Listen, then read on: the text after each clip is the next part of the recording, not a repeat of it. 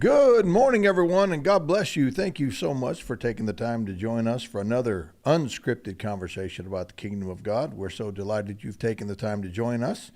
Would like to go ahead real quick, if we could, and just make a couple of announcements.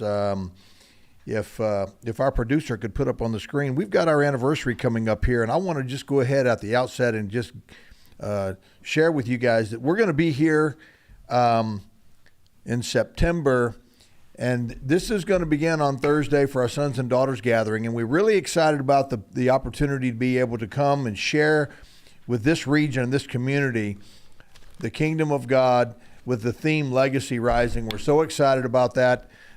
We've actually subtitled this from Foundations to Framework. And God has really been speaking to us about the fact that we are now growing and moving and building up upon the foundations which we've laid. So we just want to make sure that all of you mark your calendars, make sure you're there for this. It's going to be an extraordinary time. And so we look forward to having you guys join us for this. Again, it's going to be Thursday, Friday, Saturday, and Sunday. Thursday is specifically for our Sons and Daughters Gathering. If you are part of that, you know who you are. Make sure you get registered so that we have an idea of who's going to be there. And then, of course, Friday, Saturday, and Sunday is open to anybody and everybody who wants to come. No registration for the regular services. Just come and enjoy and receive. It's going to be a wonderful time. So anyway, thank you so much for taking the time to mark your calendars on that. And as always, I'm here with my dearly beloved brother. How you doing this morning? Well, I'm here and ready to go. Good to have you back. Good to be back. We took a couple days off. I didn't realize how desperately I needed the time. I think I spent the entire time pretty much just in bed. I was so tired and so wore out. Well, I got a question. How do I get a Kingdom Rain cap? Well, this was a gift to me from someone in the church. They just walked up and gave it to me. Oh. But if you want one of these, you can go to the Treasure Coast Mall. And if you walk in by where the Ruby Tuesdays is and you walk up to the center part and turn left, there's an embroidery store there. And they have this logo digitized. And you can walk in there and pick out whatever hat you want, and they'll stitch that right in there for you. But that's what happened. It was given to me as a gift. Okay. And yeah, so as you guys can see, I'm rather red. I look a little bit like a lobster. I was saying, I got quite a bit of sun. Well, I got a lot of sun on the trip. Do they call you Rudolph? No, nobody called me that. But yeah, I had a really good time. And then this past Sunday, we were not still gone. Some people thought we were still on our little getaway. We were not. We were only gone for about 4 days. But we came home, and then we are so privileged and blessed to speak for Upper Room Deliverance Tabernacle down in Fort Lauderdale. So we were there speaking at their anniversary, 24 years. Wow. A very powerful time, and had a great time with them. And so basically that's where I was on Sunday, but it is good to be back. It's good to be back in the flow of things. We sure missed you for sure. So we have some other events coming up, which we'll share with you guys at the end. And we'll make sure that, we go over that with you guys. But Dr. Rick, what's on your mind? Well, I was thinking, you've been away, I'm sure contemplating, praying. So I was kind of saying, I can't wait to hear what's on your mind.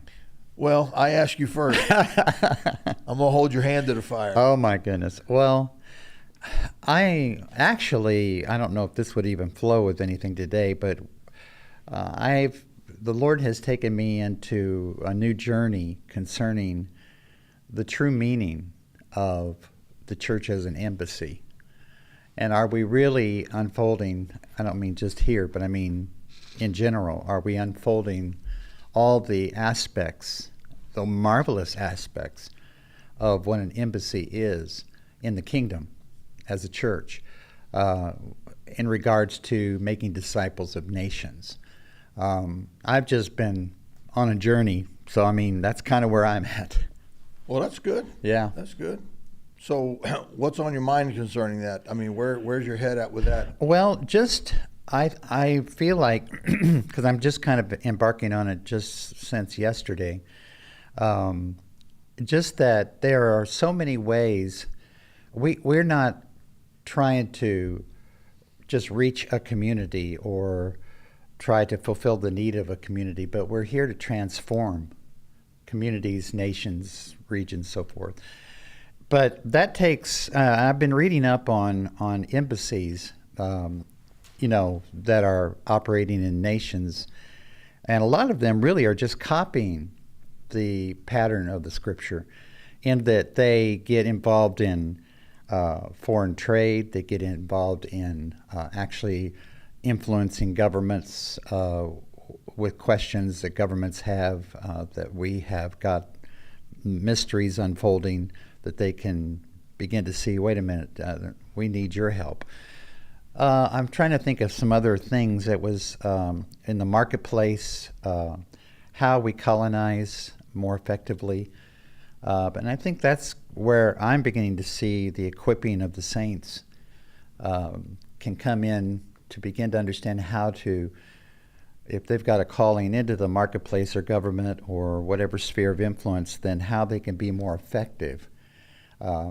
As embassy, well, more than ambassadors, we're sons. So that's kind of where I'm at. I'm just kind of at the beginning of the journey. All right. Well, the reason I asked you the question, and I guess now I understand why I asked you the question, why I pressed you on it, is that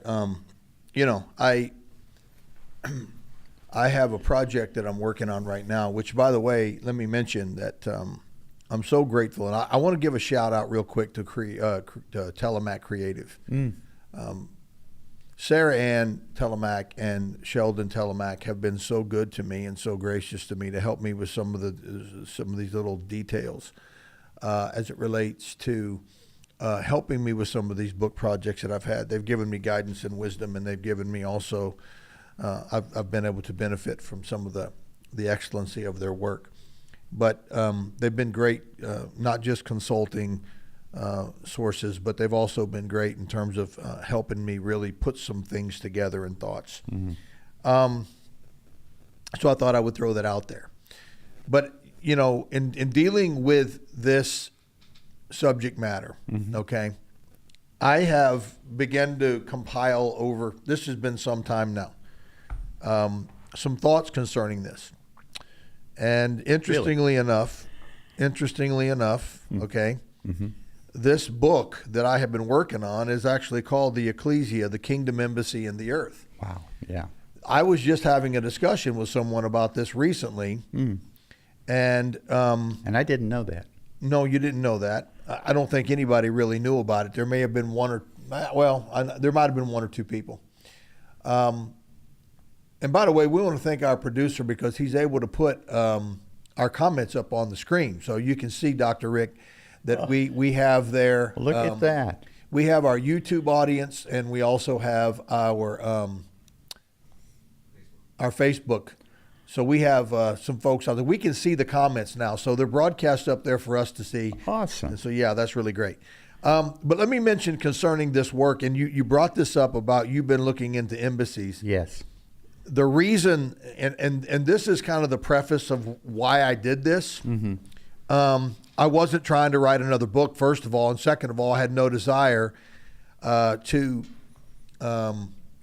just sit down and try to put all of the effort, energy into putting together another manuscript. Sure. It's a very big effort. It's a lot of work. Yeah. And I don't think people realize the amount of work that goes into it. Mm-hmm. But I've had so many thoughts over the years about this, and I've always said that the church, I believe, needs reformation more than it needs revival. Oh, yeah. And the church needs to return to its origin. It needs to come back to its roots, which are apostolic in nature, in the sense that the whole idea of the church was that it was birthed on the day of Pentecost, which was the signification of the new covenant. So the church is a representation of God's new structure. Yeah. We're no longer living according to the patterns of the old covenant. Yeah. The church is at the core of what the new covenant is all about. Yeah. And from a governmental standpoint, we understand that it could be likened unto, because there's no biblical thing that says the church is an embassy. Right. But we understand that as being sent and as being delegates, another word would be ambassadors. Yeah. Most people probably don't know that the word ambassador actually is rooted in the word ambassador. Mm-hmm. So we are a part of, if we're going to be ambassadors, we're part of an embassy, Mm-hmm. which is nothing more than a representation of a government. Yeah. That's all an embassy That's really it. is. Yeah. In its real, short kind of summation. Yeah. Yeah. It is a representation of the government in which it is serving or Yeah. subject to. Yeah.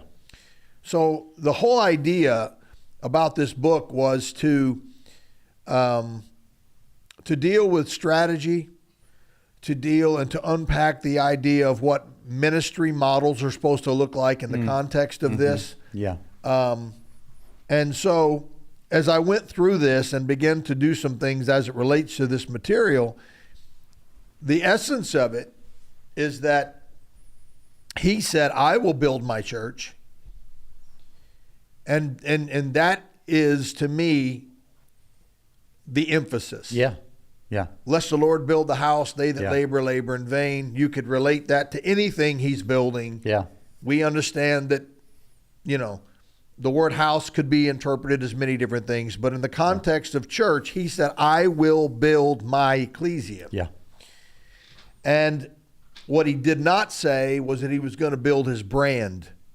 Wow. That's good. Yeah. Okay, this is not Jesus branding himself No. in the world. No.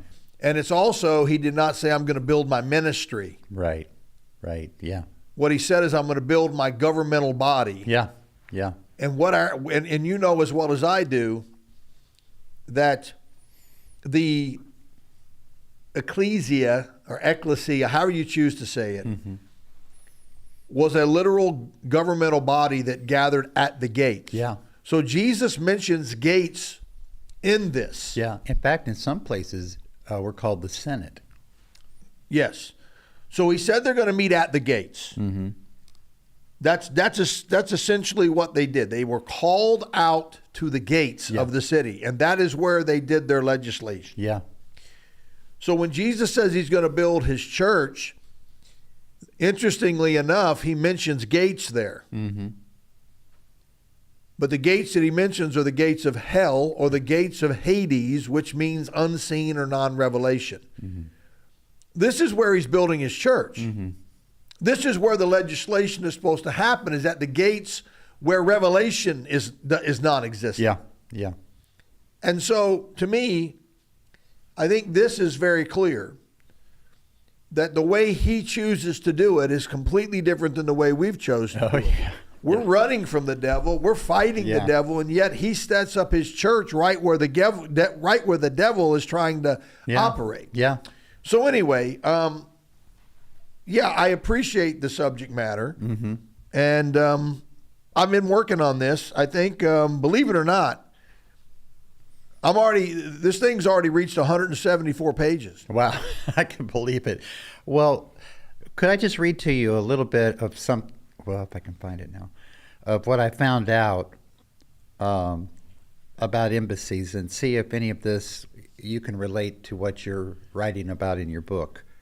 And this is why it captivated me, Apostle Chris. Let's see. Embassy, let's see. There it is. I'm sorry, I lost it, but I got it back. Embassies, this is in the world. Embassies facilitate business trade by promoting exports and facilitating foreign investment through services like market service, partner identification, dispute resolution. I think that's interesting. And regulatory guidance. They act as a crucial link between home and country businesses and foreign markets, offering on-the-ground knowledge and connections, helping navigate local challenges, and fostering economic partnerships for mutual benefit. This is called representation of their government involved in transforming, not compromising. Does anything stand out to you there? I mean, does it seem like we maybe just scratched the surface? Well, I mean, all of it stands out. I mean, I think that, every bit of that actually has relevance to how the church is supposed to be functioning. Yeah, yeah. Without a doubt. I mean, I think you could take each one of those little statements that are defining and kind of expound on them for quite some time. As a matter of fact, I personally think that it's, to be honest with you, I'm trying to think here, going back in the years. I think this is probably, well, let's see, 1985. What is 1985 to now? That's 40 years, isn't it? Yeah. Okay, so I've been doing this about 40 years. Mm-hmm. And I've heard kingdom for quite some time. Mm-hmm. But this particular subject matter we're talking about now, I mean, it has been nothing more than just a little sprinkle, Yeah. if anything, over the last 40 years of my life. Yeah. That I've heard anything about this. Me too. And, it is so necessary. It's fundamental. It's foundational. Yeah. And yet, and I don't want to change the subject because I believe we're tapping into something significant here. It really, I marvel at the fact that so little of this is being discussed. And I'm not saying that we're exclusive in this conversation. I know that, even God said I've preserved 7,000 Right. myself. You and Richard Walker were talking about this the other day, but I do believe that there is a need, a greater need for this discussion, primarily because it does really, I think, give a good portrait, a picture. It creates imagery of how the church is supposed to function. Yeah. Yeah. And that we've really been doing it wrong. Yeah. We've built church upon song services, upon programs. And the song service that we call worship has become 99% of what we do in terms of Yeah. worship. Yeah. So there's a little bit of an adjustment that needs to be made there. A little bit. Yes, Lynn actually says here that an embassy is also a place of protection. You're Yeah. exactly right. For its citizens, that's exactly right. And this goes back to why fathers are necessary in the church. Yeah. That statement right there, because this is where covering comes from. Yeah. This is where the concept it exists. Yeah. So, I guess my question for you is, what is this leading you to? I mean, you're gathering all this information. What do you feel like it's leading you to? Well, and if I may talk to what Lynn just said also, he that dwells in the secret place of the Most High shall abide under the shadow of the Almighty. That really speaks of an embassy in the sense of protection. But I think it's important also, and I'm sure you would agree with this, that it's not protection because we're hiding. We're not hiding out from the world. But with protection for the ambassadors means the full weight of the country and its government is backing them up and protecting them to go out. So even when they go out, they're protected. Well, I think she's thinking of this, and I could be wrong. I think she's looking at this in terms of citizenship. So if I'm in another country and something is trying to happen to me, somebody's trying to do me wrong, and I run to the United States Embassy, I'm safe there. Yeah. I think she's talking about it in the terms of citizenship. And that's very good and very true. As far as where it's taking me, I don't know. Since you're doing a book, maybe I'll just collect yours, and I don't know if it'll be a book, but I do believe it's coming to another series of teachings in some way. Honestly, it's so fresh that's just come to me in the last couple of days that I don't know where it will lead, but I know it's got to be expanded. It's got to be more. Let's talk about this in terms of ownership. Okay, because I think I've been places. Well, how many people do you have in your church? Right. Talk to me about what's happening in your church. Yeah. Yeah. And I understand that question. It's become very, I think, a part of our Christianese type. It's a part of the language. It's how we communicate. And I don't think that there's a whole lot of ill intent there. But I think what's happened is we've gradually taken ownership. Mm-hmm. And even people that say, well, I have this is going on in my church, or, these are my people. Mm-hmm. I want to talk about it in that sense. When he said, I will build my church. Right. To me, that statement reveals two things. It reveals ownership, and it reveals intention. Yeah. Number one, it's his church. Number two, he's the one building it. That's it. Yeah. So this is why Kingdom Reign Ministries, we've said oftentimes that we do not govern this church or lead this church by personal preference. Yeah. I mean, if I was to do that, a lot of things would be different here. Mm-hmm. A lot of the things I have felt compelled to be patient about, I would not have been so patient about. I would have enforced immediate change. Yeah. And the church probably would have reflected my personality more than it would the character of kingdom culture here. Yeah. And so I have to tell you that it requires a great deal of restraint to not do things based upon how you as an individual would like them done. It takes a great deal of restraint. As a matter of fact, it's one of the most challenging things I've done because having a business background and working, I know what works. But when you go before the Father and he tells you, you can't do that. Yeah. And it's obviously because he wants it done his way, but it's also because he has wisdom and he has the foreknowledge and the ability to know the consequence of everything we implement. Yeah. Yeah. So when we talk about the embassy, the ambassador that's sitting in that seat in whatever nation of the world they're in, they don't own that embassy. No. And they didn't build that embassy. Yeah. They may be stewarding that embassy. Yeah.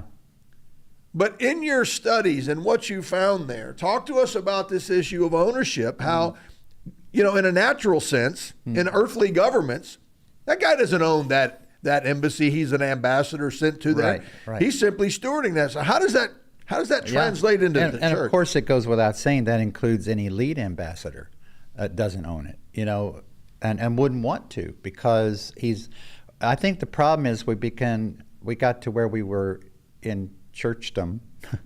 We were, did I just make up a new word? Maybe. It works though. But it works because in churchdom, we were presenting the church for God instead of representing the kingdom with God. And it's like the kingdom, I'm sure not purposefully, but it became an accessory to what we're trying to do as presenting who we are as a church. So we're the bestest with the mostest and all of that. And that's ownership, and that's where Adam got in trouble. Because God said, you have dominion, but it all still belongs to me. And Adam said, well, I'm going to take ownership of something that he already had, and he messed up. So I think one thing that I kind of had a mental note when I began to look into some of this stuff was it would be ridiculous to imagine if you go to like an embassy in the world somewhere and they have a meeting of their ambassadors with a lead ambassador, however that is structured, and there's a whole lot to that. But imagine that they just had meetings and the ambassador instructed them, and there is a need for instruction on how to operate the embassy. Of course, that's primary in the sense of function. But imagine if they just had meeting after meeting on how to operate the embassy, but never, ever operated it outside. That's kind of what I think the church world has become. We have our meetings where it's almost like a sales, pump. We get out there and, well, I don't want you to get out there right now because we need, to function in here. And they never made it outside of the embassy. They were really just presenting to anybody that might want to come in. Okay, We want you to see what we do in here. When really God said, I want you to make disciples of nations, which means at some point when you're equipped in here, you've got to go out there. Mm-hmm. Yeah, the word equip has great significance to this process. Yeah. And I don't know how much of that we're actually seeing. Mm. And I don't know if I don't know to what degree that could be expounded upon and explained by leadership, church leaders around the world. Yeah. I'm not sure to what degree they could explain that. So if the question was to be posed to church leadership, what is your equipping process in your local church? What are you doing to equip the people that attend there? Mm-hmm. And how do you see that affecting not only their individual lives, but how is it affecting the spiritual climate of where you are? Wow. I think, first of all, there has to be a recognition of the foundation before the house can be erected, right? As far as it can begin to be built or cultivated. So there's a need to help people understand the purpose of the embassy, where they may fit in operating within the embassy, and how that can come together. And all of that is a process of making the buildings, beginning to build on the foundation. So, but then I think at some point, where maybe it's been missed in some places, is that the people are not just looking to the main ambassador, although there's a need for a visionary and a need for that main ambassador, but they're not just looking to that ambassador to get their feeling of worth and, wow, I'm an ambassador, I'm a son. But at some point, the equipping has to be, okay, now we want to identify your purpose. We want to identify what is God leading you to be out in the world. Are you going to be, what sphere of influence can you go into? And begin to train them in understanding. I think right now, I was telling Liz this morning that I think some of the most neglected ambassadors are marketplace people. Mm-hmm. Because, they are trying to run the business and they're thinking, how can I implement the kingdom without preaching mm-hmm. to them? And so I think equipping them by listening to their purpose, listening to their heart, beginning to say, okay, now we want to be here to counsel, to equip, to train into how to go out into all the world and implement kingdom principles. Mm-hmm. That's... Well, yeah, beginning to identify their purpose, I think, is significant. Yeah. I don't know how many purpose-oriented ministries exist. It is very challenging, to be quite honest with you, it is very challenging mm-hmm. to try to operate on the premise of this equipping content or concept. And the reason it is because there's all of this internal conflict in church leaders. Mm-hmm. And I being one understand that the need to operate independent and separate from the emotional attachment that comes with loving people. Yeah. Yeah. That's one particular part of it. Then you have to deal with this idea that the church is not being built upon some of the things that we value traditionally. Mm-hmm. Here's an example. This is something I actually have here in this book, is it's not based on our creativity. Mm-hmm. It's not based upon our preferences. It's not based upon gifting. Right. Okay. It's not based upon inspiration and charisma. All right. Yeah. So everything I just mentioned is what appeals to human nature. Yeah. Charisma, inspiration, gifting, presentation, creativity, program development. This is what appeals to human nature. So therefore, why do we usually move into those kinds of expressions? Because that's what grows the church numerically. It's what causes people to want to come. Yeah. But the church was never intended to draw lots of people. No. It wasn't. No. As a matter of fact, having just walked in ancient Corinth, I can tell you that though there were public forums, the number of people that actually, and we're talking about comparatively speaking, if I was to ask the question, was the church at Corinth, the church at Ephesus, the church of Thessalonica, the church in Rome, were those churches, number one, were they established properly? Most people, 99% of people say absolutely. Were they some of the greatest representation of what the church is supposed to be? Yes. And I could go on and on with these questions, and it would be an affirmative. But these churches were tiny.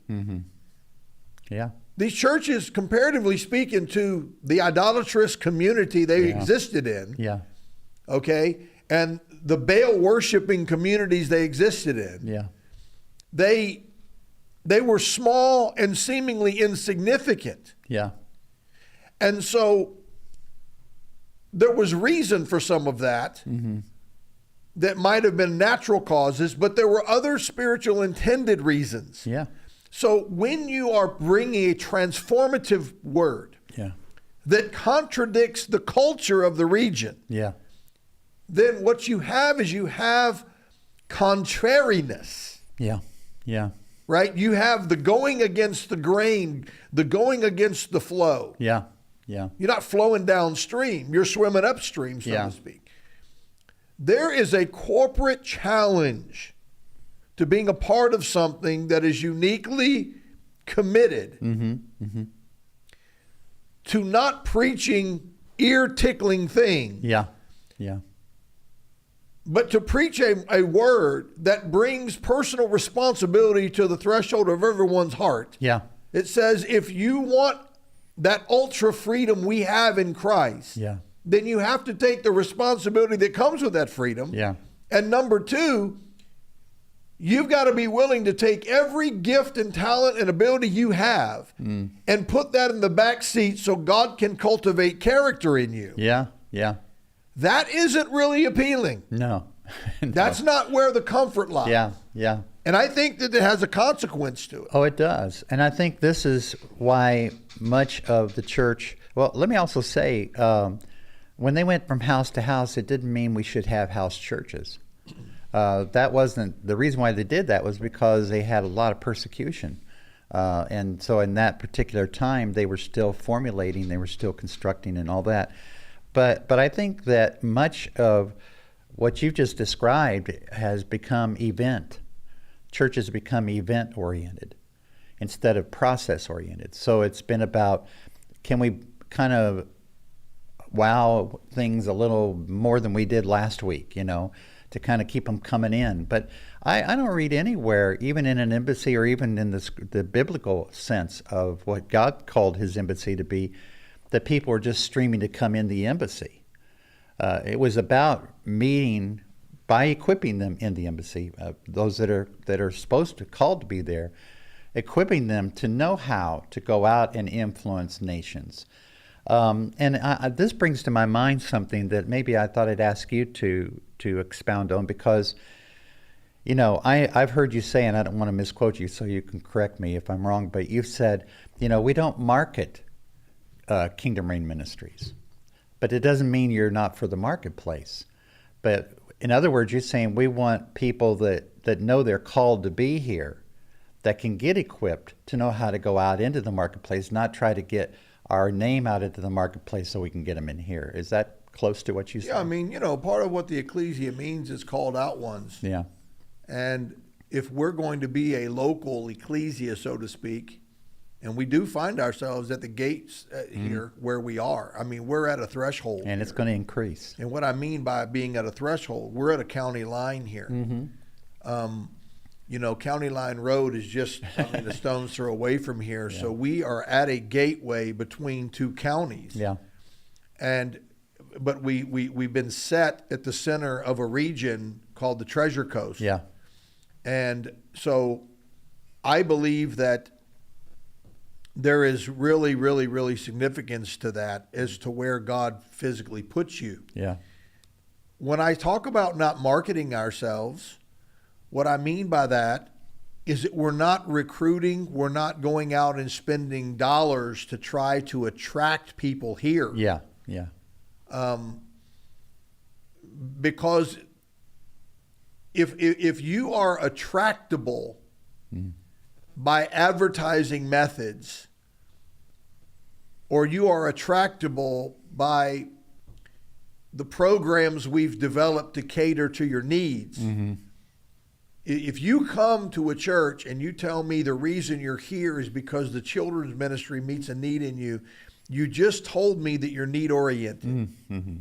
Yeah. And you just told me that what governs your life. Yeah. And that may sound extremely offensive, and I don't want to be offensive, but I do want to be reformative. Yeah. Yeah. And say to you, the only thing that should guide you into a local place where God wants you to learn, become a part of a community of people, Yeah. to be a contributing factor as every joint supplies, Yeah. to be planted so that you may flourish. You need to know by the Holy Spirit that that's where He has Yeah. sent you. Yeah. Yeah. Because every church has what I call tolerances. So every congregation is going to have its tolerances. Yeah. Yeah. Well, I don't really care for that, but this over here is so good, I'm willing to put up with that. Yeah. Yeah. This one, all of them. They're going to have there's going to be a number of people say, well, we'll put up with that because this is so good. But Yeah. I think in a lot of ways, that's the way every relationship is. Yeah. Yeah. Marriage is that way. Yeah. I don't really like this about you, but I love you so much in other ways, Yeah. So I think that what happens is that usually governs people. Yeah. Yeah. But God will change your tolerances when He begins to change you inwardly. Yeah. He will show you where you had something in your heart against that, but that's actually what you need. Yeah. Yeah. So this is why we have to be Spirit-led to where we're at. We can't go based on preferences. If we do that, and this is why we don't market, we don't brand ourselves out there, Yeah. because we would exhaust ourselves trying to appeal to everybody. Yeah. Yeah. Yeah.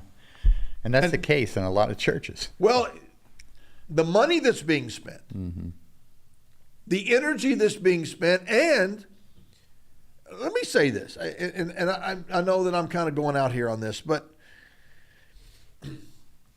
typically, Dr. Rick, here's what I've discovered. The things that the church needs to adopt to become a part of it are the things that are actually despised in places where the focus and the emphasis is on church growth. Transparency. Transparency amongst leaders. The leadership can never, ever, ever be transparent. They can't be vulnerable. Yeah. Because if they are, then it encroaches and it actually it creates a situation whereby reputation Yeah. Yeah. is damaged. Yeah. So what do I mean by that? I'm going to say that a large number, maybe even the majority of churches in the world, Yeah. they spend a great deal of time protecting their reputation. Yeah. Yeah. That's the first problem. Yeah. Yeah. Because if you're worried about your reputation, Yeah. you are guaranteed to be living differently behind the curtain than you are in front of the people. Yeah. Yeah. Guarantee it. Yeah. You can 10 out of 10, 100 out of 100, 1,000 out of 1,000, a million out of a million. Mm-hmm. I assure you, if reputation is important, and I'll give an example. Church didn't want poor people coming to it, so they told the pastor, senior pastor, told his associate pastor he needed to park his car behind the church on Sunday, and he couldn't park in the associate pastor's parking space up front Because the car was old. because the car was old. Mm-hmm. He didn't want people seeing that one of the pastors had an older car. Mm-hmm. And so he said, you either get a new car or you park in the back. I'd rather them think we don't have an associate pastor than for you to park that car up there. Why would someone say that? Yeah. Well, what over the years became clear, well, there were things going on that were totally ungodly. Yeah. And so when reputation is a focus to where we sweep everything under the rug, we keep everything in house, we don't talk about our problems, we don't talk about our struggles, we don't have these transparent, open, vulnerable discussions. Yeah. Because if it ever gets out, so it's better to keep it all in. You are building your entire ministry on shame. Yeah. Yeah. Or hiding it. Well, that's what shame Yeah, does. yeah. I mean, that's what the definition is that it seeks to conceal for the purpose of protecting reputation. Yeah. Yeah. That's one definition I'll live with because I wrote a book about it. That I can tell you that the whole entire, and so the shame that is actually beneath the surface ultimately produces the shame, Yeah. On the surface, because guess what? Whatever's being concealed is going to come out. Well, would this go along with it also? Maybe it's totally separate, but I really believe that, with exception of some that maybe charlatans out there, but I think most genuine men or women of God that we could say they went into ministry maybe with the right heart, really wanting to serve God and all those kind of things, but because of the structure, the way church has been built so far, the seen church, not the invisible one, that the bottom line is they're holding on to reputation, they're hiding whatever shame, because it really boils down to money. Because how are we going to pay the mortgage? How are we going to? And I think a lot of maybe the ministers out there, I don't know, I just heard in my mind's eye, that a lot of them are saying, okay, if I were transparent, if I just let it all out, and again, with wisdom, but there we go. I'm sure I'd lose half the people, and how we pay, I wouldn't get paid. You would never fear that if it was built correctly. Yeah, that's it. If the foundation is right, you don't fear that. Yeah. The only reason that's feared is because of the fact that you didn't build it foundationally correct. That's it. And so here's the thing. For those people out there that haven't built it foundationally correct, begin to renovate. Yeah. And you can do that simply through godly, principled instruction. Yeah. And because here's the thing. Isn't it interesting how we as parents want our children to always tell us the truth, but we spend our entire adult parenting process telling them things that aren't true? Yeah. Yeah. Or we live in such a way that we're omitting and being deceptive by the hidden part of our life. Yeah. And yet, the moment that our children, it is discovered that they have been dishonest with us or deceiving us or deceptive, we now want to enforce discipline on them. And so we've created this professional ability to hide. Yeah. Yeah. We have made experts. Yeah. We've made people expert in concealment. Yeah. And the reason we've done it is because of the kind of fears you're talking about. But this to me is a huge part of what's wrong with the church. Yeah. Fundamentally, is that, you know, I stood up in front of the church 2 weeks ago, and I said, guys, I need to publicly repent over something. I have been saying something for years that I actually need to tell you is incorrect. I place a huge premium upon conveying truth. Yeah. It's very important to me. Okay. Absolutely. And I don't know how many people out there that, I mean, you know, if you know me, you know that's true. But I understand that repentance is not just a private thing. Yeah. Especially when you're instructing and teaching people. And so one of the things that I said, yeah, that's right, performance-based leadership, is I said, I have been saying for years that everything belongs to God. But it just took one moment of reading something where God shined a light on it, the Holy Spirit shined a light on it, that caused me to see that's not true. Render unto Caesar what belongs to him, and give to God what belongs to him. So now we have to ask the question. Because it's easy to say it all belongs to God, but now I have to ask the question, okay, God, what belongs to you? Let's have that conversation. And he would be glad to tell you. I say that to say, there's no comfort in standing up there and basically telling the church, I've been saying this wrong. Yeah. There's no comfort in me. But the comfort it brings to the people. Yeah. Yeah. And the security that it brings to the people, that they know, well, man, if Apostle, if he doesn't always get it right. Yeah. Yeah. It's really amazing that I have to do that for people to know that. But, you know, if he was off in this, then I understand that I'm in process and it's okay. Yeah. Yeah. It brings that level of comfort. It also brings the security in knowing this man up here is willing to do whatever it takes to ultimately get to the truth of something. Yeah. But when we continually reinforce things that we know are not overlaid with integrity and supported by honesty and character, I just think that we're doing a disservice not only to ourselves but to the people. Well, I think you're right in saying that at some point you have to make up your mind to know, okay, either I'm going to continue in this vein of traditions of men, religious thinking concerning the church, and I've got to hide everything so that I can keep the money coming in, or you can have a transformation that will cost you everything. You know, it's a pearl of great price. But, you know, let me ask you something about it. Because here's what I've discovered, Dr. Rick, about what you just said.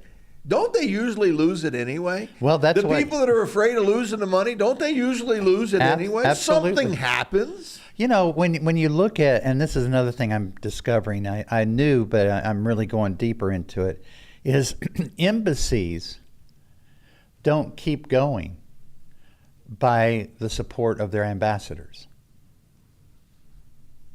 No, that's good. They keep going because of the government. Because the government funds them. A person can say, well, I don't know, I haven't seen too much money dropping from heaven, Dr. Rick. Well, no, it doesn't. But he gave, I've never seen the storehouse like this in the Old Testament. When he said bring the tithes, he means bring the covenant, into my house, into my kingdom, not just my church, although the church represents. Bring that meat into my house. In other words, if you'll bring who you are, bring the gift of not just your talent, but your character being built into my house, see if I will not open you to become windows that begin to pour out into all nations, because I will supply. You know, and we begin to see, wait a minute, how did God keep this going when I didn't depend on people? But because I may not, you know, I had people leave me when I began to declare the kingdom. I mean, they just, like in mass, droves, left. But I have found that he supplies in ways that I would have never, ever dreamed possible, because I brought the meat of that covenant for the pearl of great price into representing his kingdom, and he never, ever has us out on the street. Well, let me say this concerning what you just said. We have adopted practical business implementations Yeah. that I personally believe have been productive. Yeah. When I say we, I'm not talking about me. I'm talking about in the church in general. Yeah. So if I do this, like for instance, everything in church related business is it's all based upon what's called contributing units. Right. Okay.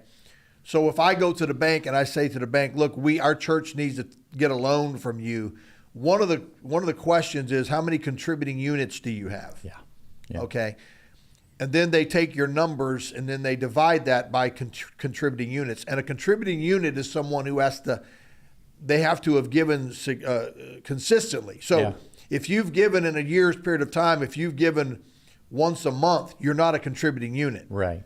You know, they actually have these ratios and percentages that determine whether or not you're even a contributing unit.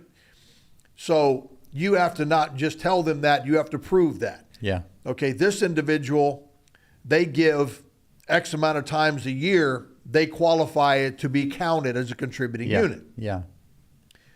So understanding that whole mathematical equation, you can sit in a church business meeting and you can make the determination, well, this is simple. It's simple math. Yeah. And it's not even algebra. This is simple, multiplication and addition. Yeah.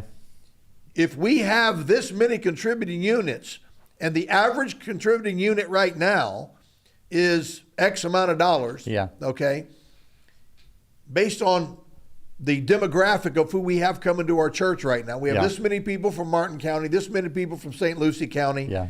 and you can sit there and mathematically formalize it. Then what they do is they say, in order for us to be able to accomplish our objectives, what we need to do is we need to actually increase our contributing units Right. by this percentage, Yeah. and we have to do that by bringing people in. Yeah. So the next question is, how do we bring people in?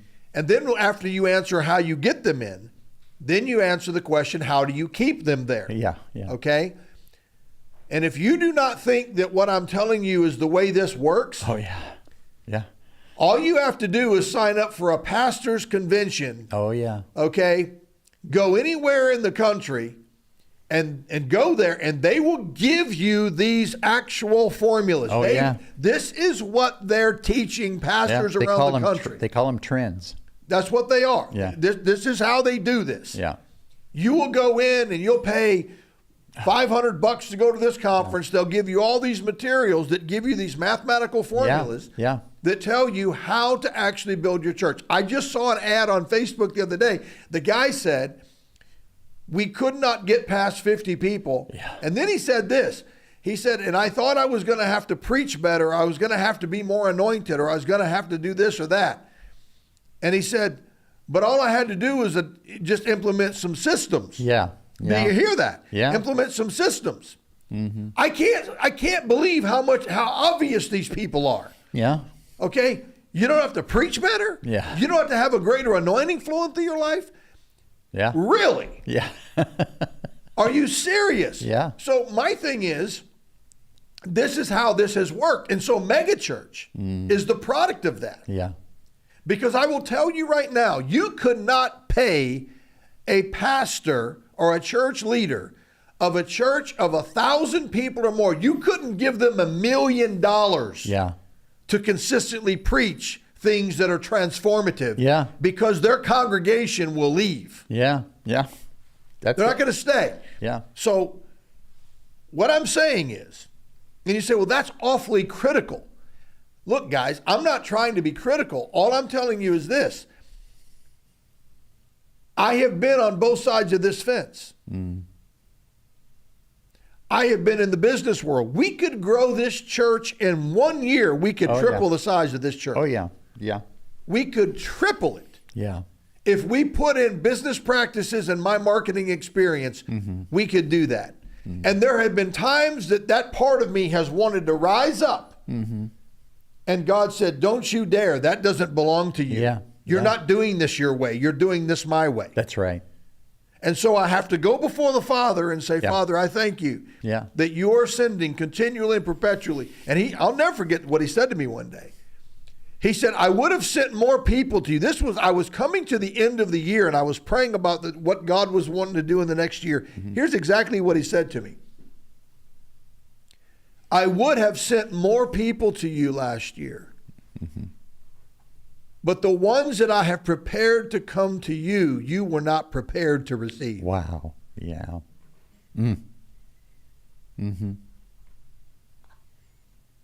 Would you like to explain that? Everything that I wanted the congregation, everything I wanted the people to adopt would have made them ready for these people. But there's still too much judgment. There's still too much criticism. There's still too much selfishness. Yeah. They would have hurt and wounded the people that I was going to bring there. Yeah. Yeah. See, we think that we're the answer to the world. But see, God is working inwardly in us to make us ready for the people that he wants to bring in. Yeah. And Dr. Rick, this is a two-way street here. Oh, absolutely. Yeah, they may need us, but Yeah. we need them.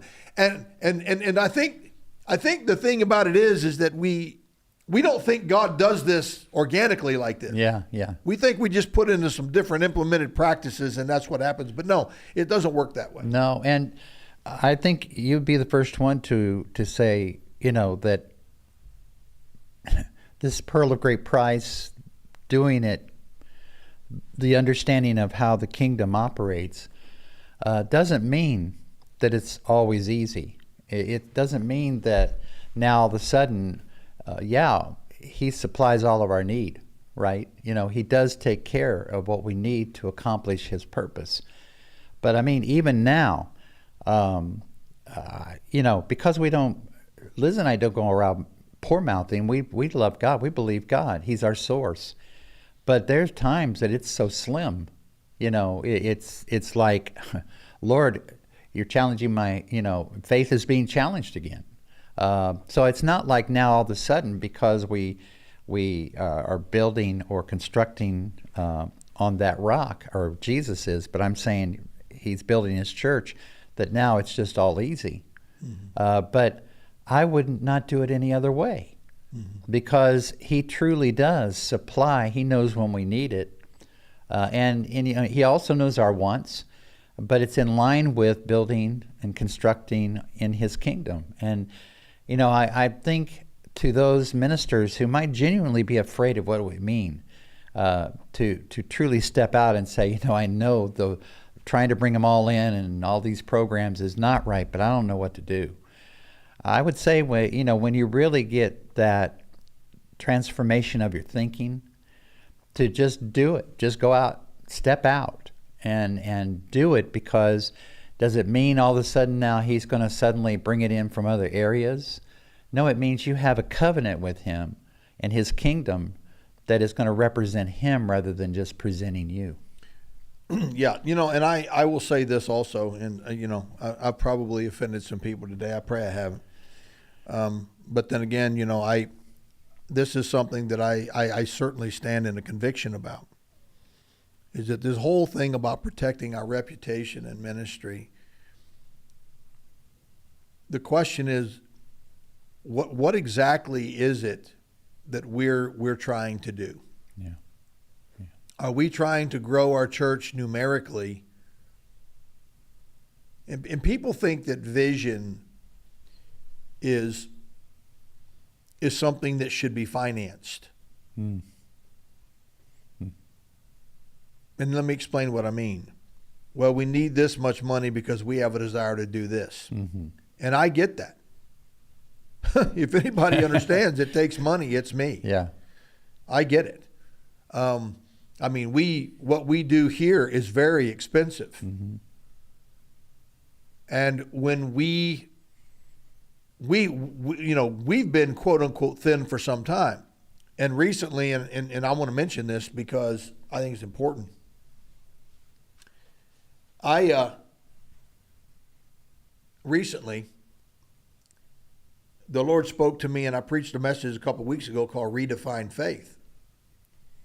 And the statement that God really corrected me is whenever I say, well, I'm just living by faith. Yeah. Yeah. Meaning I'm just getting by. Mm-hmm. You know, thank the Lord, He hears my prayers. Yeah. And God really challenged me and corrected me on this, Yeah. because that's not living by faith. No. We have been taught that that's living by faith. Mm-hmm. Believe in God for everything I have. Faith is kind of like a last resort. Yeah, it's what we use whenever we need something. Yeah. Yeah. And it's also our explanation for why we're going through so Yeah. much. Right. Yeah. Reputation again. Yeah. Well, I'm just living by faith. Yeah. Well, you can be rich and still live by faith. Mm-hmm. Yeah. So being poor is not equivalent to living by faith. Yeah. That's right. And the reason He's really dealing with me about this, and I want to take the time to just say this, is that our head is really messed up. Mm. Our thinking is really messed up when it comes to values and knowing what God values. Yeah. That's right.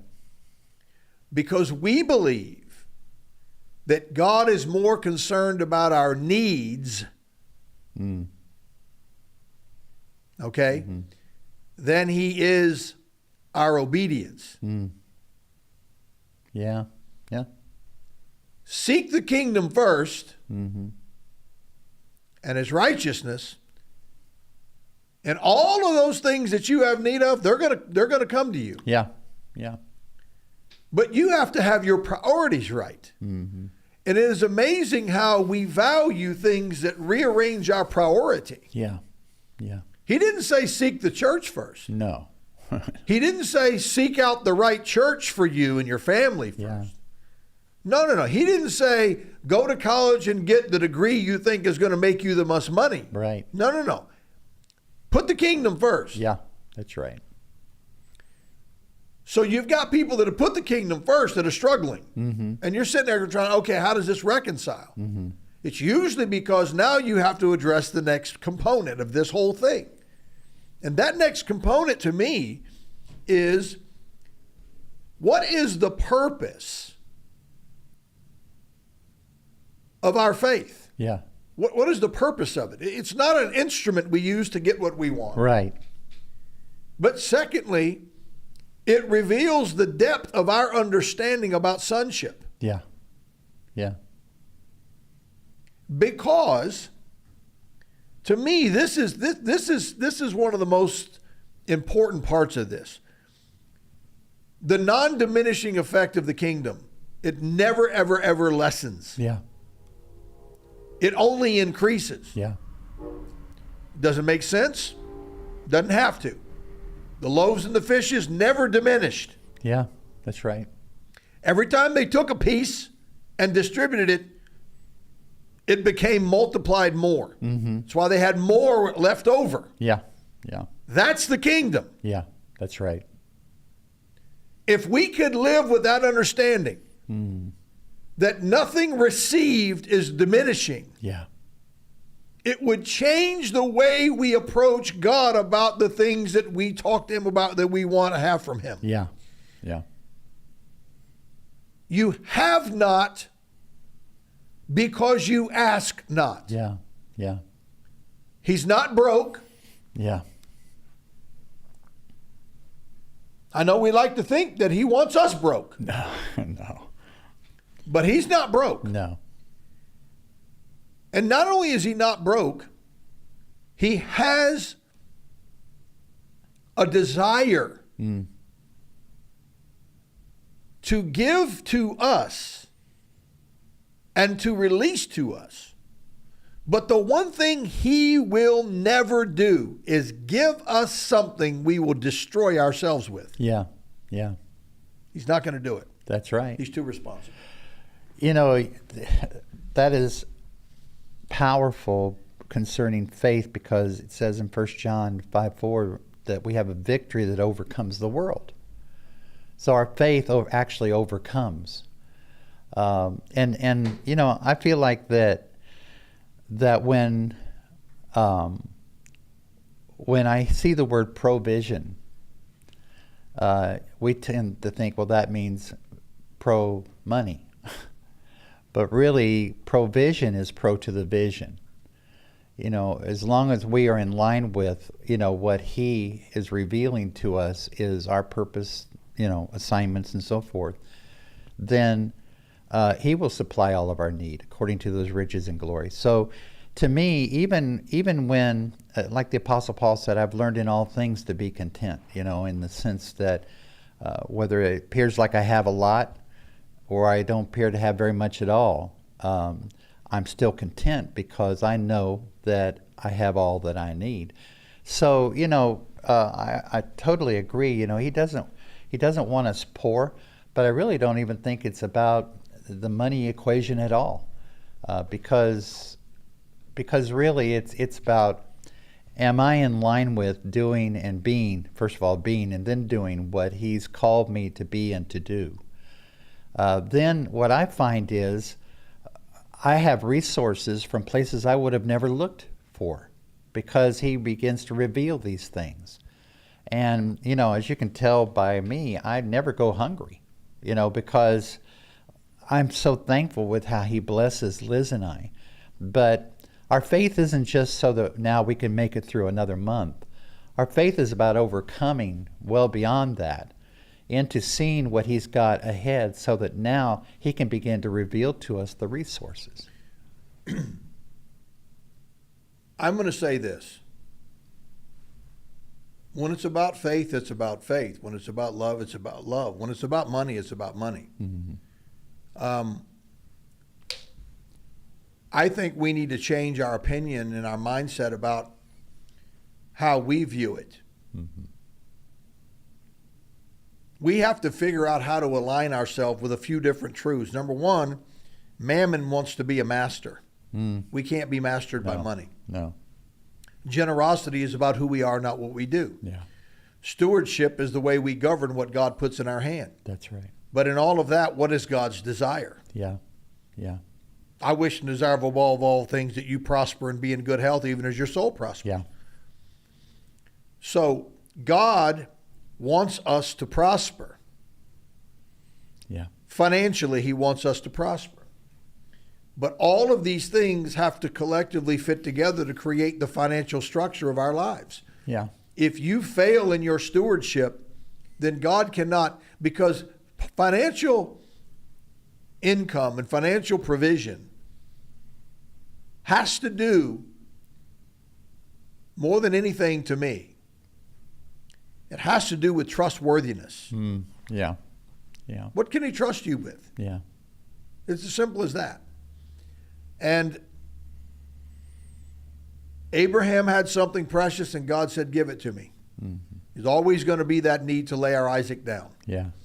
But I think God wants his people to prosper. Matter of fact, I know he does. Yeah, absolutely. But what I've seen is a lot of people ask God for money, but they don't want to be diligent in their purpose. Yeah. And when you're diligent in your purpose and you're putting forth, people say, oh, Apostle, you're working too hard. No. There'll be plenty of time for me to rest when I take my last breath here. Okay? I will eternally rest. But in this life that is considered a vapor, okay, I have to live out of my purpose, and I have to be productive in my purpose, and I've got to give expression to these things, whether it's in preaching, whether it's in writing a book, or whether it's in imparting to someone, teaching a class. Yeah. I have to express this because I can't die with potential in me. No. If I die with potential in me, I have failed. Yeah, that's it. Because I'm born with a full tank of potential. That's not what I've done, but what I'm capable of doing. Yeah. If it's empty, that means there was nothing else that I could have done in this earth. Yeah. And that is how I want to finish my life. Yeah. I don't want a book to be left in that potential tank. Yeah. Obviously, right now, yes, I've been stretched thin. Mm-hmm. Yes, I went on a trip and slept almost every single day, all day long when I was on the trip. Mm-hmm. God will give me moments like that of reprieve. Sure. But what I'm saying is that I'm not worried about my provision because I'm diligent. He blesses the hands of the diligent. And because of the fact that I know that I live out of the identity of generosity, I'm not worried about God taking care of me. Yeah. He's always going to take care of me. Yeah.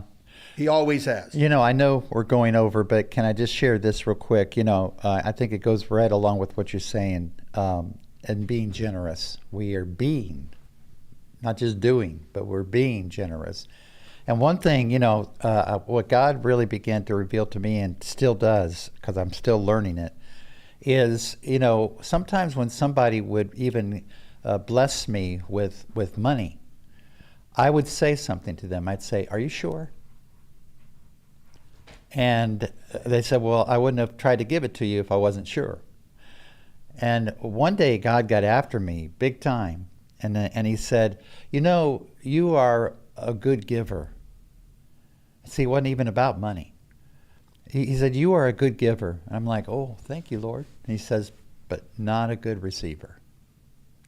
And he said, "And it's not even about money. You're stopping up your own flow of what I'd like to provide because you cannot seem to receive it due to something you need to deal with in your own life." Man, when Daddy gets after you like that, you begin to adjust some stuff. And I think sometimes it's more of a matter of understanding who He is in us and why He's blessing us, whether it's money or friends or whatever it may be, and stop apologizing for it and begin to say, you know, I receive it in His name. Yeah, look, I mean, we could go on all day about this. Yeah. I mean, we've gone over a little bit anyway, but I will, let me end with this. This subject matter reveals the heart to me. Mm-hmm. I believe that it always comes down to the heart. In every situation, it comes down to what's in the heart. Yeah.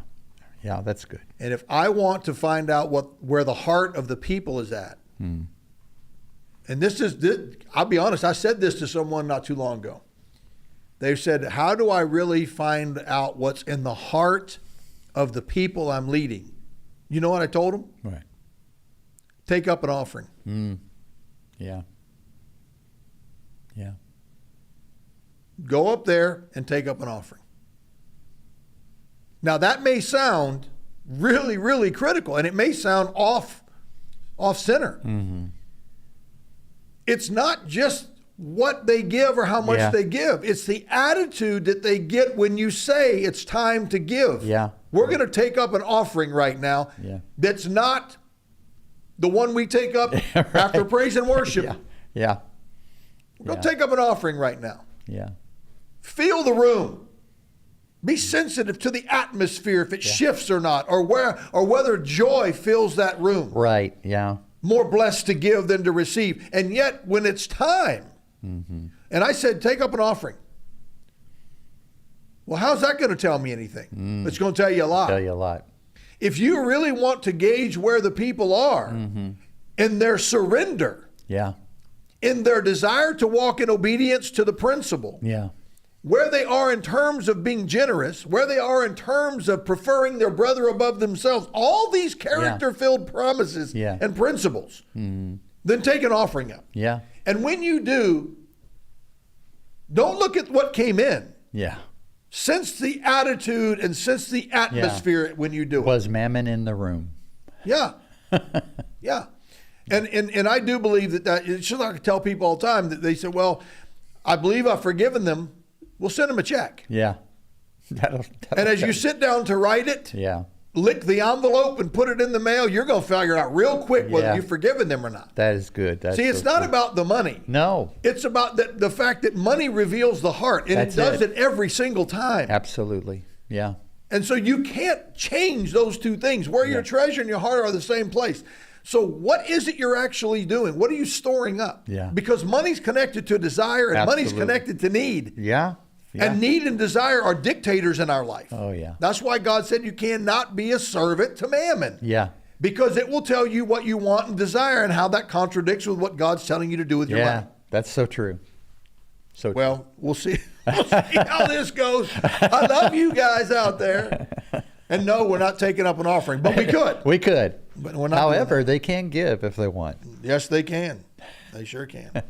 Well, Dr. Rick, final remarks. We've gone about 15 over, but that's okay. Well, it would, knowing, just throwing this out here, knowing how this church gives and gives and gives and gives outside of its own borders into nations and into ministries and beyond itself, I just can't tell you how much that I see that heart of God in Kingdom Reign Ministries, and would pray that, as we put the information up on the screen, not just because we're like you said, just trying to take up an offering right now, but it would be a great time to sow something financial into what we're doing here and what you're doing through KRM. And I just wholeheartedly ask people to seriously consider doing that, because there is something about meat in his house, the covenant in his house. And I think this is a great representation of his embassy. Well, I appreciate that. Thank you, Dr. Rick. Well, listen, guys, the one thing that is sure is that we're going to love you no matter what. That's it. And we thank God for all of you. Yes. We thank God for all of you. Yeah. I do have a couple of announcements. One is I want to just say I'm excited. I just last week, right before I left, I was able to upload the manuscript for a book called Kingdom Wealth, The Blueprint of Prosperity. That, matter of fact, Dr. Ricky wrote an endorsement for that book. Yes. I have a couple of the people that wrote endorsements for that book, and Pastor Mark Ellington, who works in the financial industry, read the book, and his comment to me was, of all the books I've ever read concerning finances and concerning kingdom prosperity or prosperity, he said, this is the best book I've ever written. And this man works in the industry of finance. He's a partner of a finance group, and he manages other people's money, and this is what he does. He thought it was practical, spiritual, developmental, and he wrote the foreword for the book. And so that book is with the publisher, and we're looking forward to that, because I've got to tell you, this has not been a comfortable project for me, because I don't like talking about it. But the Lord told me that you have to give a kingdom perspective. Yeah. I believe it brings balance. It's central to the character and nature of God and to the principles of God. It is not about the greedy message of the prosperity gospel, but it also moves us out of a poverty mindset into a real center part focus and reality that God's desire is that we be blessed. And to prosper, but not in a greedy way. And so that book is going to be hopefully finished soon. I'm super, super proud of the cover. I think it's one of the most beautiful book covers I've ever seen in my life, and I'm grateful that the Lord blessed us. So that book will be available before too long.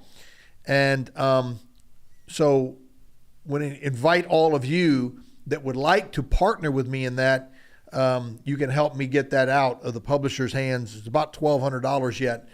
Dr. Rick, you've got a book. Yes. And that book is about spiritual fathers. Yes.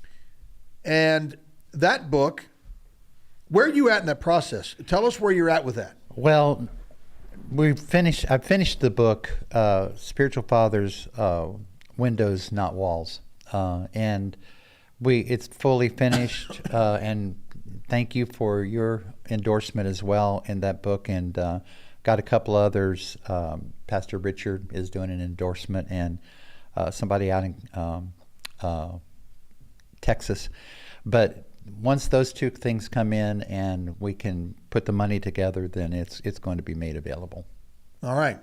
So we've got some things coming to you that'll be resources for your library that will help you, that are kingdom based. Yeah. Okay. These are kingdom things. I've read his book. Yeah. Matter of fact, I've read his book twice. And the first time I skimmed over it because of the fact that I wasn't actually reading it to reading. I was reading it for another purpose. But then, I was able to see the whole thing. And these books have within them the kingdom ingredients necessary, okay, to present to your thought processes things that will be transformative to you. Yeah. And I think that, and this is not the only book he's got. He's got another one called Apprehended, plus he's got another book that I think you're working on now, right? I thought you told me, okay. So he's got another one. So these things are happening. And the reason they're happening is because this is a part of our personal legacy, it's a part of our ministerial legacy, but really it's the transmitting to the next generation. And these books extend way beyond where we can geographically reach. Yeah. And so we're not just trying to sell books. No. If that was the case, my books would not be on Amazon. Yeah, that's right. Yeah. If all I wanted to do was make money, they would not be on Amazon because Amazon takes 70% of the money. Yeah. Okay, so that's not what this is about. And we're gonna hopefully get yours up there. Yeah. We're doing that for access. Yeah. It's so easy to access those books and those materials. Even if you download the ebook, it's there and you have the material. So that's why we're doing it. Yeah. So we would encourage you to continue to pray with us about this. Yes. Because as we get these things in your hand, and you know what I would really appreciate? I would appreciate any of you who've read any of these things, if you would, please, you can go on Amazon and do a review. And if you don't like it, that's fine. You can do that too. I'm willing to take the bad with the good. But if they've been a blessing to you in particular, if you would go on and put reviews, that would be great. Yeah. And or you can just send it to me. You don't have to go to Amazon. I just really like to know that you're getting something out of it. Yeah. And I do see some of you quoting the books and highlighting them, and that reference is a tremendous blessing to me because it tells me you're receiving something out of it, and I appreciate that. Yeah. And so I've got some other news. It looks like there's a possibility some of these writings are going to be put into a Bible college curriculum. Oh, wow. So I'm excited about that. We'll talk more about that later, but my husband is a wonderful reader. How do I get him to you, Rick Kendall? I can partner to sell here in Cameroon. This person wants to know about your book, Dr. Rick. Ada Dominica. Do you know this person? I don't think I do. Okay, they want to know about your book. So why don't you, Ada, are you on Facebook? Yeah, it looks like she is. Yeah, she's on Facebook. Okay, if you're on Facebook, why don't you DM him, and we can, he can contact you about his books. Yeah, that'd be a better way to do it. Yeah. Yeah, and then Kingdom Wealth. That's the name of the book that's with the publisher right now. Yeah, as well as other writings. And can I say too? I know we're way over, but my book Apprehended is on Amazon now, but it's my book, but somebody is selling it. Okay. So maybe wait until I get my actual book up there. Or contact him directly. You can get him a book directly. Yeah, so, I sure can. Yeah, just do that, and we want to make sure this stuff gets in your hands. Yeah, that's what we care about. Yeah. But it does cost money. I mean, this book, this book that I just talked about, it's and the longer the book is, the more it costs. And, my books are typically 100 to 120 pages, but this particular book I think is going to wind up, even at a larger size, a 6x9, it's 160 something pages.